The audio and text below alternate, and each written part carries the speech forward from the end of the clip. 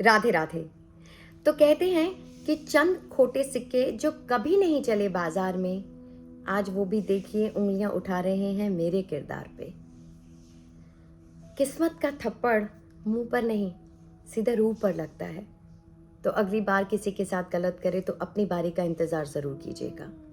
ये बात मैं इसलिए कह रही हूँ क्योंकि मेरी आज की कहानी में ये बात छुपी है।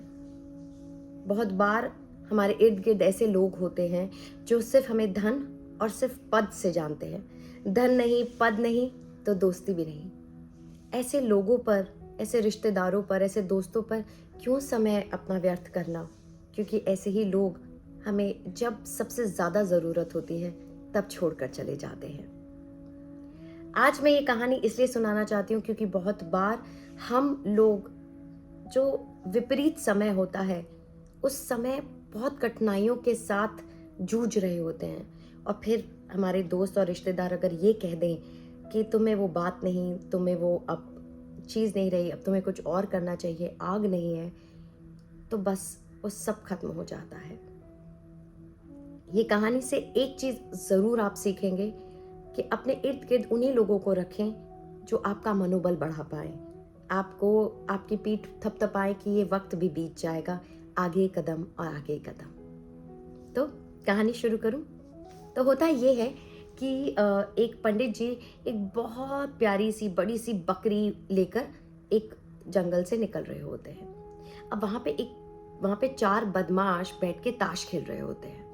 अब वो दूर से पंडित जी को देख लेते हैं कि वो तो बकरी लेके घूम रहे हैं, बड़ी सी बकरी है। सोचते हैं आज इन्हीं को लूटते हैं। अब एक बंदा उनमें से जाता है पंडित जी, कहता है पंडित जी क्या बात है, क्या कुत्ता घुमा रहे हो यार, मजा आ गया, क्या कुत्ता है, क्या सुंदर कुत्ता है। और वो कह के निकल जाता है। पंडित जी बड़ा हैरान होते हैं, कहता है लगता है भांग वांग पी रखी है इसने, मतलब इतनी प्यारी सुंदर भरी हुई बकरी को कुत्ता कह रहा है। थोड़ा आगे चलते हैं, फिर एक आदमी आता है, कहता है अरे पंडित जी आप कुत्ता लेके घूम रहे हो, क्या हो गया, सब सही तो है, समय समय सही तो चल रहा है, आपकी बुद्धि भ्रष्ट तो नहीं हुई, आप कुत्ता लेके घूम रहे हो। अब पंडित जी बड़े हैरान हो जाते, कहते ये मेरी बकरी को कुत्ता कह रहा है। अब वो भी कह के निकल जाता है। वो भी सोचते सोचते आगे चल रहे होते कि एक और आदमी मिलता है। फिर वही कहते हैं कि अरे पंडित जी गांव में बात फैल रही है कि आपके तो बड़े बुरे दिन आ गए, आप तो कुत्ता लेके घूम रहे, कुत्ता घुमाने का काम शुरू कर दिया। नहीं नहीं नहीं, ये बात शोभा नहीं देती है। और वो ये के बात कह के निकल जाता है। अब तो पंडित जी के मन में इतनी शंका हो जाती कि सच में मुझे ही भ्रम है कि ये बकरी है, ये तो कुत्ता, ये तीन लोग कह चुके हैं। अब वो यही सोच विचार में जा रहे होते कि मैं जाकर पंडिताइन को क्या ही कहूँगा और क्या करूँ मैं, और 100 रुपए का नुकसान हो गया, मैं तो 100 रुपए का बकरी लाया था। वैसे एक चौथा आदमी आता है और कहता है अरे पंडित जी लोग क्या बातें कर रहे हैं, थू थू कर रहे हैं आपके नाम पे कि आप कुत्ता घुमा रहे हो, ये तो बड़ी गलत बात है, कुत्ता क्यों घुमा रहे हो। खैर मुझे एक कुत्ते की जरूरत थी, मैं इस कुत्ते का आपको 40 रुपए दे सकता हूँ, आपको ठीक लगे तो आप मुझे दे दो, वरना आप देख लो। पंडित जी को लगा कि यार ये तो ठीक हो गया, 100 रुपए का मैंने बकरी खरीदी थी, 60 रुपए का ही नुकसान है, 40 रुपए तो मिल रहे हैं। पंडिताइन को बोलूंगा तो आगे और मुझसे झंझट करेगी, तो इसी को कुत्ता बेच देता हूँ। पंडित जी 40 रुपए में वो बकरी उस आदमी को बेच देते हैं। चारों वो जो चोर होते हैं वो मिलके खुश होकर पंडित जी को बेवकूफ बनाया, उस बात पे अपनी ताश की बाजी और खेल लेते हैं। कहानी का महत्व क्या हुआ?